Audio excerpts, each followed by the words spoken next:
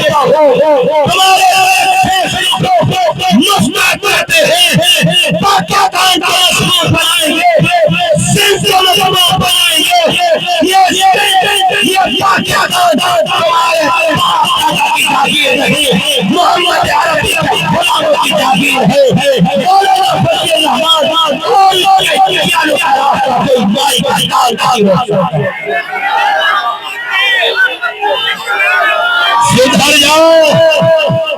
कुछ साथियों ने वहां नमाज शुरू की है, हम भी मुसलमान हैं, हमने भी पढ़नी है। मगरिब का टाइम जरा आधे घंटे तक है, मैं 5 मिनट की तकरीर करूंगा।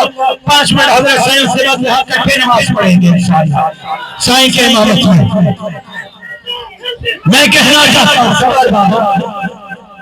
हालिमों के तकरीर करने उठाओ जी के जज्बाती माए। वो कौन है जो कहते हैं कि पाकिस्तान को खुशहाल देखना चाहते हैं? क्या पाकिस्तान सिर्फ चोलिस्तान का नाम है? क्या